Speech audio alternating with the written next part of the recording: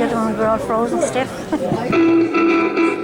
We'll sing a soldier's song, with cheering, rousing chorus, and round our blazing fire we throw the starry heavens o'er us, temptation for the coming fight, and as we with the morning light here in the silence of the night, we will chant the soldier's song.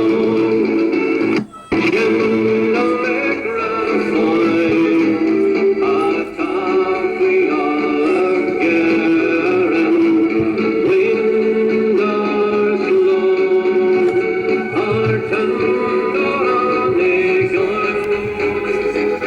They will face here, shan cheer fast on the Unveiled cheer and laugh and drum, and offense of Ireland will begin our gale on white not sail, black gun that gray, we now walk no be there, shall let Connie or on the way.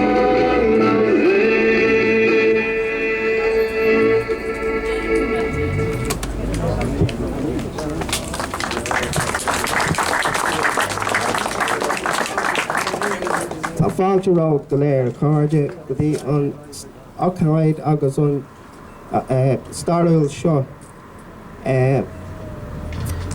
ar tasach cai mé a rá go bhfuil mé an buíochasa de Anne August John Rayner, who have been most helpful, cooperative, friendly, and welcoming to me and to the Heritage Group in their efforts to put this plaque up to William Partridge. I'll mention many of the other people who are here today later, but first of all I'd like to introduce our chairman, Michael Conlon, chairman of the local Kilmainham and Inchicore Heritage Group. Michael.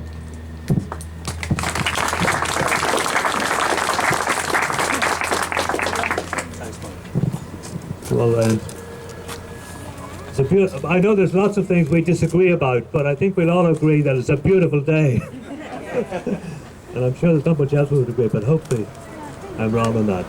I want to say a little bit about the Heritage Group in general, the Inchicore and Kilmainham Heritage Group, the kind of things that we do and try to do. Obviously, this is one example where we try to draw attention to important aspects of our local heritage and culture by marking them in a tangible way. And I want to offer my thanks as well to the family who have allowed this plaque to be attached here, because parents walk their children and they come across something like this and they stop and the child will point up and ask, what's that about? And the parent will read it out and the child in its own way will assimilate that important things happened in this district, the historic district of Kilmainham and Inchicore. And this is just one example of something of great historic importance. The man burning with the need for social and political justice left behind him a legacy of work in the city and in the country, and who walked the streets that we walk and went into the houses and the public buildings that we go into still. And it's very important that we in a public way mark his presence in this area. He came here in 1896 as a 22-year-old and immediately sensed the strong character and culture of the Inchicore and Kilmainham area and got involved in it as an activist in Irish language movement, in local history meetings, in the trade union, the famous strike that happened in 1902 in the railway works, He was very much involved in that, the engineering union at the time. But he took a full and robust participation in the life of this area, fighting for facilities, fighting for services. But as a trade unionist in the railway works where he worked, remember at that time, outside Belfast, the only other great industrial presence in this country was in Inchicore and Kilmainham. The great southern and western railway works, where hundreds and hundreds of men and women created the great steam engines of that era. Built them, designed them, forged them, drove them, serviced them, and we're very proud of them. And that's one thing the Heritage Group do not want to be forgotten. We want, for example, to have a railway museum in Inchicore, and I'm going to talk very briefly about the kind of things that we do. We try to promote, we try and draw attention to. That nowhere in the country is there such a high level of technological innovation in industrial production than in Inchicore and Kilmainham. And I'll give you two quick examples. Down the road here, Kilmainham Mills is the only example of its kind in this city, where the power of and the force of flowing water was harnessed for industrial production for almost 1,000 years. And that building is still standing. And we believe that in a few weeks' time, in our work in the Heritage Group and the City Council and a partnership with the OPW, that we will bring that building into public ownership and open it as an addition to the museums of this area. And the same in the railway works, that the great inventiveness and genius of local men and women will not be forgotten. And we're in discussion with a lot of partners to bring forward the idea of a railway museum. Just remember last year, 100,000 people came to Inchicore and Kilmainham as visitors. Now 40 years ago there were no visitors to this area. They're coming now because local people about 40 years ago rescued a building from ruins that was falling down and that the authorities wanted to knock down, and that's Kilmainham Jail. Local men and women got out and were joined by activists, and they shamed the government of the day into rescuing it. That draws 100,000 people, as well as the building beside it, the Royal Hospital. I remember, and some of you do, when cattle grazed in the rooms of the Royal Hospital. It was a derelict building as well. Now it draws part of that 100,000 people. And in the Heritage Group, we believe that we can draw another 100,000 people to this area by looking at things like the Memorial Park, a railway museum, Richmond Barracks, and the tumultuous events that happened in Richmond Barracks in 1916, the trial of Patrick Pearse and the leaders, and the sentencing to death in those rooms that are still there. Golden Bridge Cemetery. All of these things, we believe, is part of our heritage, and rather than let them rot or fall away, we need to invent them as cultural tours and presences, like the people did in the 50s and the 60s and the 70s with the Kilmainham Jail and the Royal Hospital. That's part of our work. We also do things like going to the schools, giving talks, etc., etc. Now, the business of today, of course, is a very special piece of work. It's to commemorate William Partridge, a man consumed by the desire for social justice and for national justice.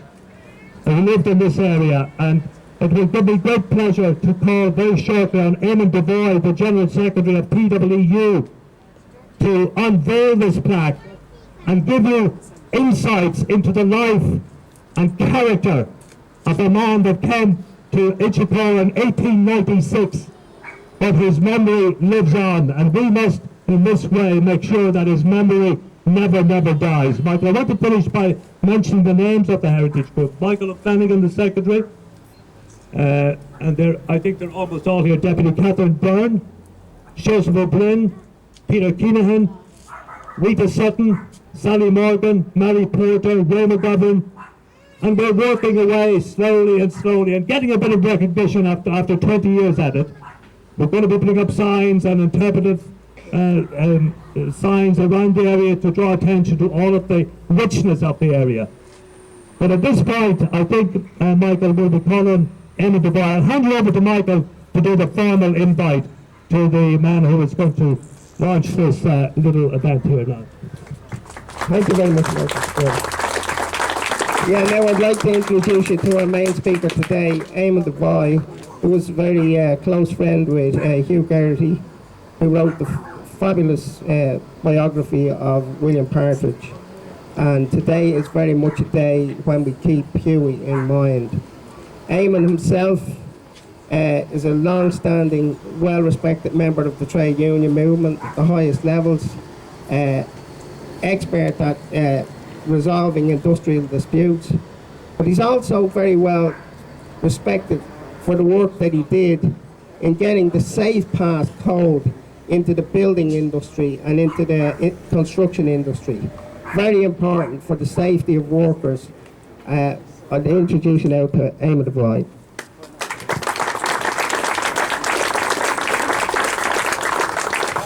Thanks, Michael. The truth be known, I started a few disputes as well. However,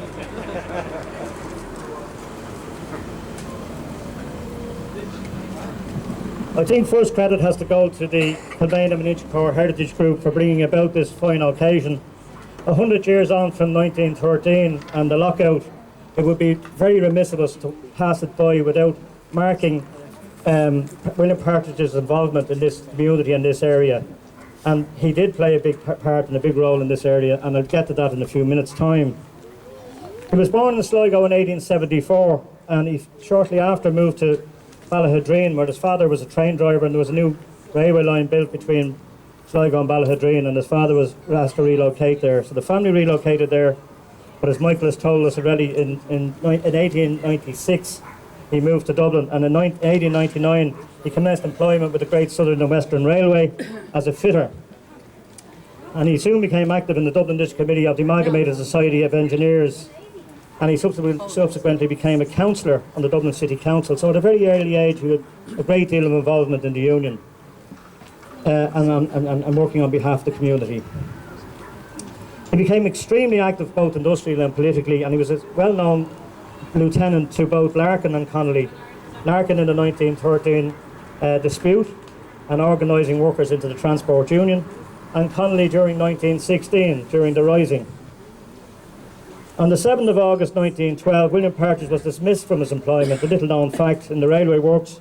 He took a stand against the board of directors over the company's religious discrimination, where they would only promote people who were charge hands or foremen in the works, provided they were Protestants.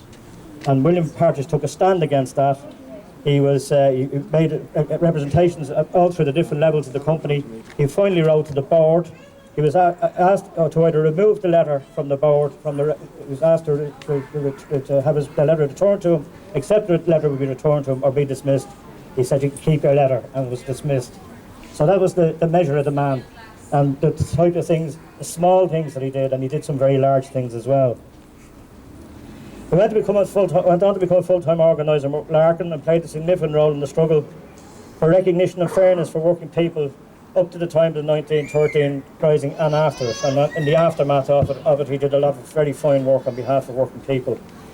In August 1913, he became a founding member of the Citizen Army, and he was a captain in the army and fought alongside Mallon and Countess Margaret in the College of Surgeons on Easter week 1916.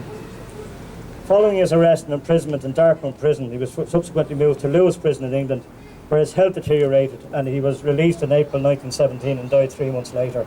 So he lived a very short but a very full life, and a life that was committed to working people and the freedom of this nation.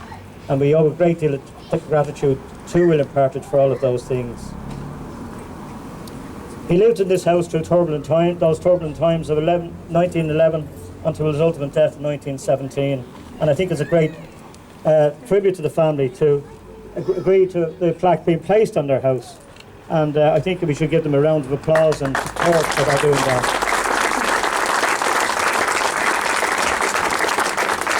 My involvement in this is twofold. I lived a lifelong friend, Hugh Garrity, who wrote the book about They wrote the life story of William Partridge, which was very small pieces of the story in many different places, and it took them many years to put together.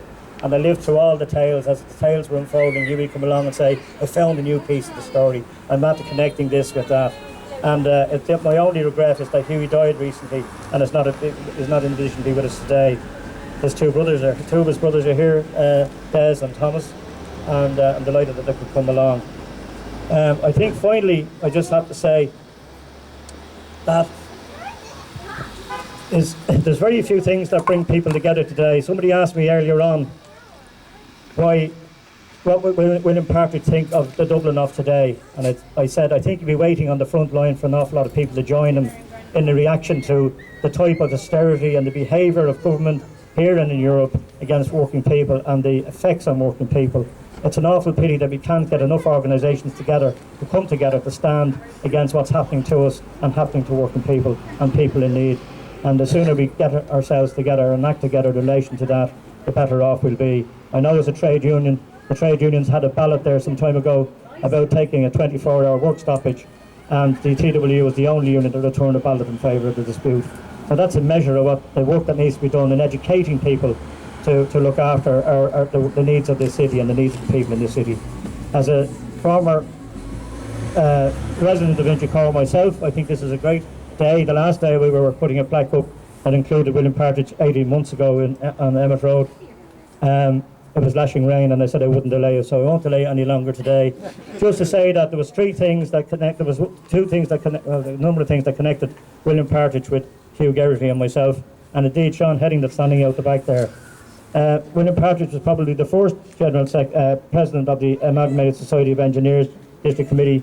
Hugh Geraghty was the next, well not the next, but came subsequently. I came subsequently, and Sean came subsequently. So we all four of us had an involvement in bringing the engineering workers together in Dublin, and it's a great satisfaction to me that we have that connection. Once again, thanks very much to the family. I brought a copy of the book along, of Huey's book. They're very scarce, they're out of print, and I just had a spare one that I brought along to give to a colleague of mine today. He didn't turn up luckily, and I'm going to leave it with the family, who I think deserve it.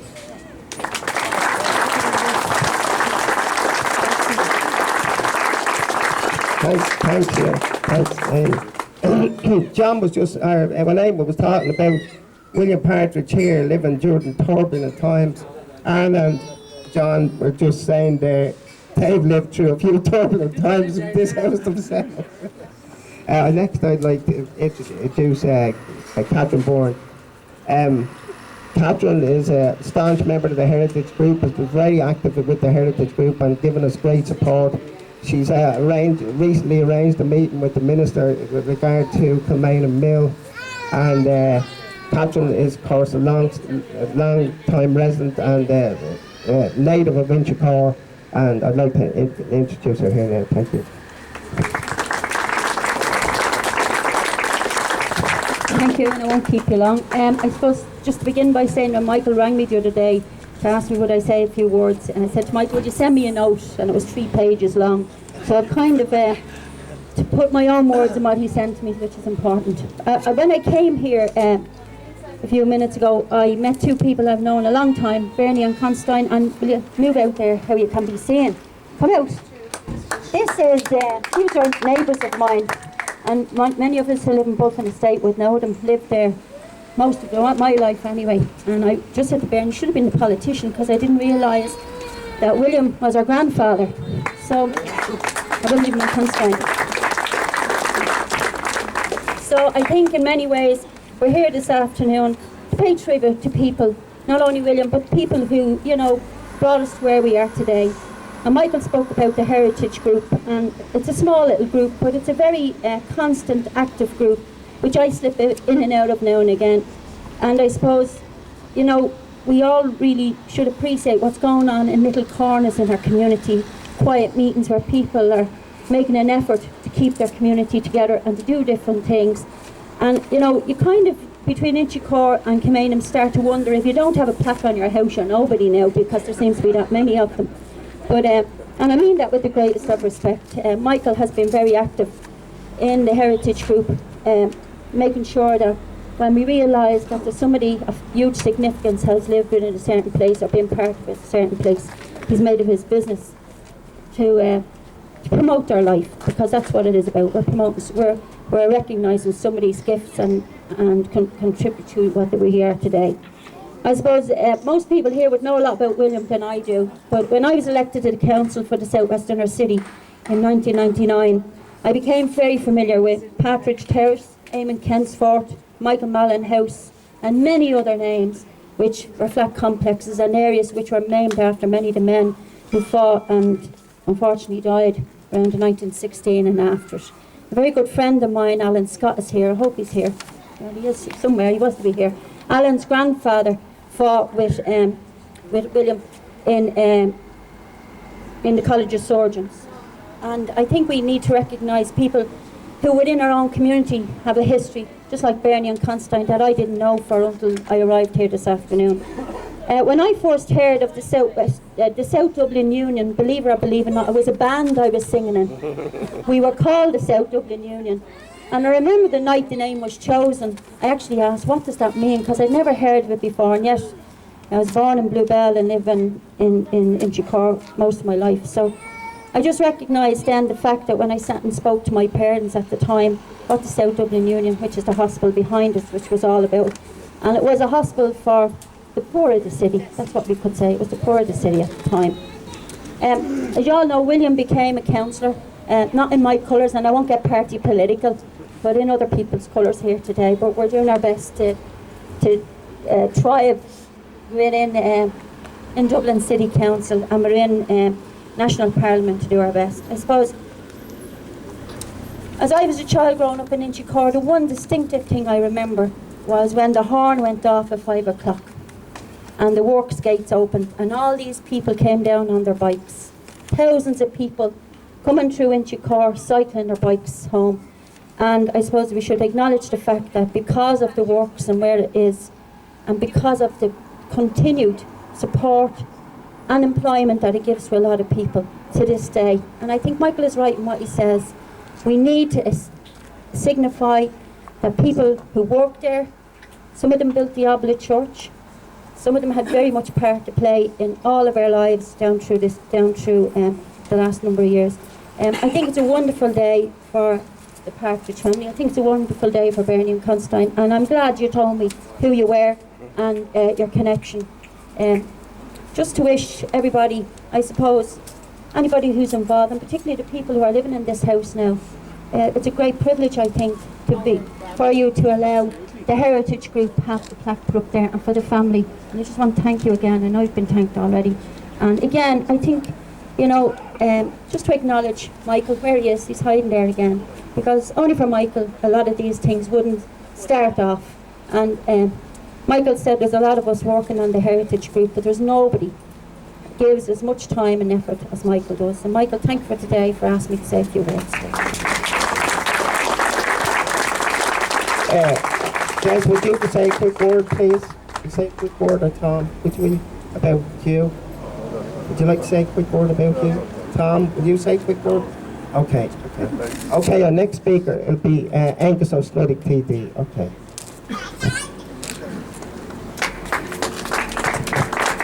Well, good, Michael. I'm going to be brief because I'm melting out there, and I presume the rest of you are melting here. I'm not going to be party political.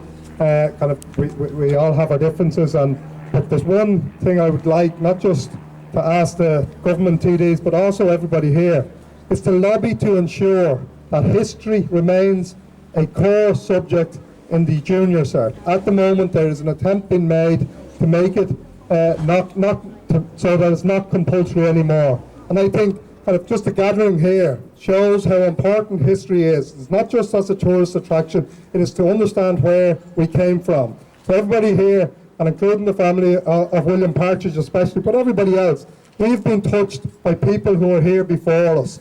We've been touched in every single way. In this area, the houses, some of the local authority houses are here because of the likes of William Partridge, who canvassed and who lobbied and got the council to develop city council houses in this area. He also managed to change the way the City Council at the time, Dublin Corporation, employed people, so that once they were employed directly rather than on contract. And it's strange how the world is changing, that now we're going back to the past and that everything is contract rather than the way that it wasn't, and that worked and that served our community and our city very well. So there's a lot to be learned. We need to understand that history, and some of that history is in the biography that has been mentioned quite a lot of times. I only got that alone yesterday from somebody, and I'm going to finish it this weekend. I'm already halfway through. That's how interesting. That's a credit to Hugh Garrity. Everything is in it, and I think if nothing else, we should encourage that to be republished, especially in this day and age.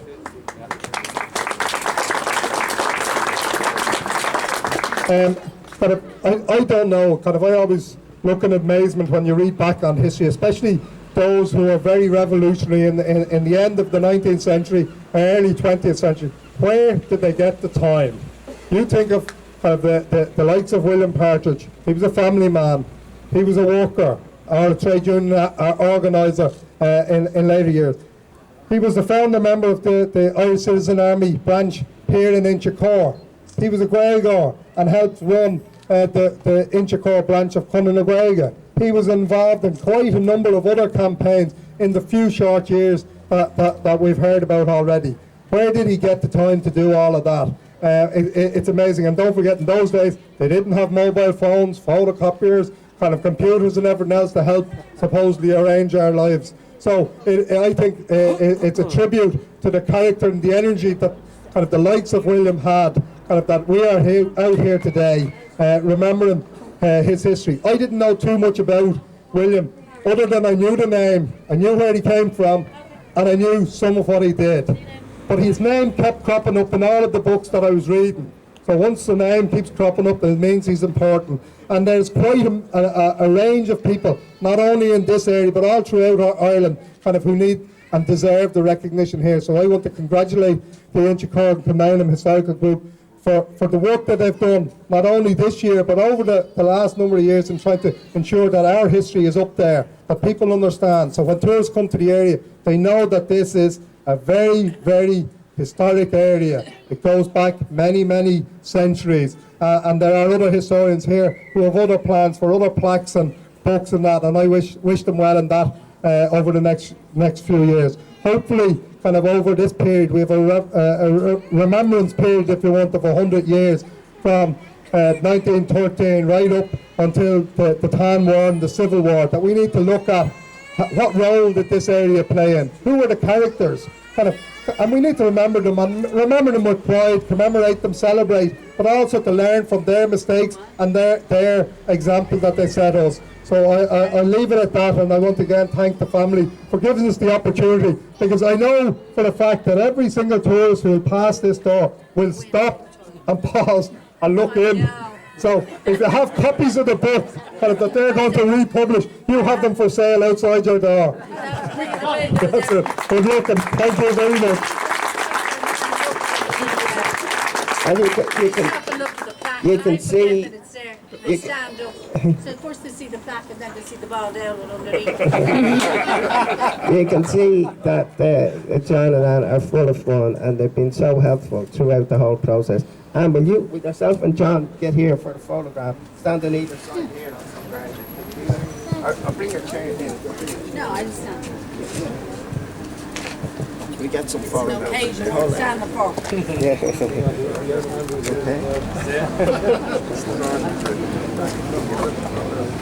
Wrap himself in the flag, maybe not just yet. Very flag round, you what?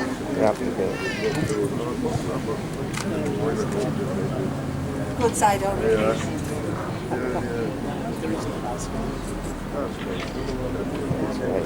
Thanks, John. Thanks, John. Thank you. Thank you so much for Thank you everything. all for coming. I want to ask all the members of the Partridge family here. I've been introduced to some, I haven't been introduced to others. All the grandchildren, but you all come forward. I want to get a photograph of you all together. Singing. And singing, yeah, and singing. Okay, so all the members and all the grandchildren and great-grandchildren in front of this picture here. Stand over here. hold up the front picture in front. Yeah, you hold the picture.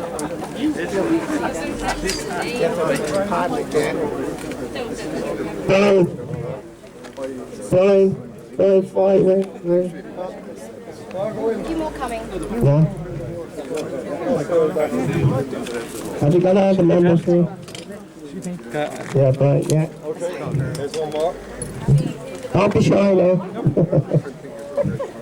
Remember, I know you're talking about it, yeah.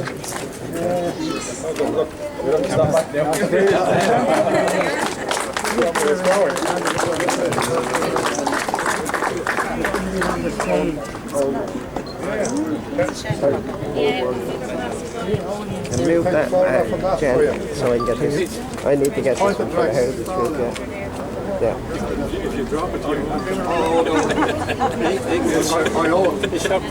Shockproof, Well, if we don't get this, I don't fuck up. We'll never get out in a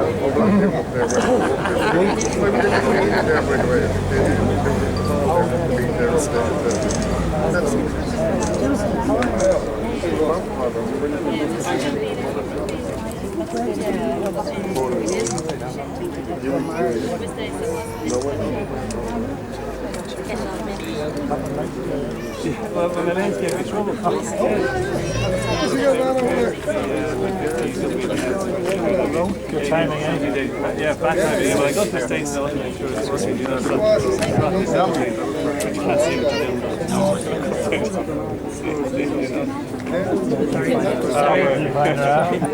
I'm not even getting the angle because it's too many spreads.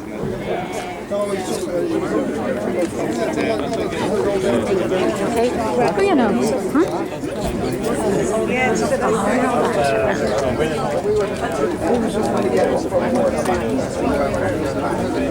Yeah, no, and I missed it. I went over her house. Oh,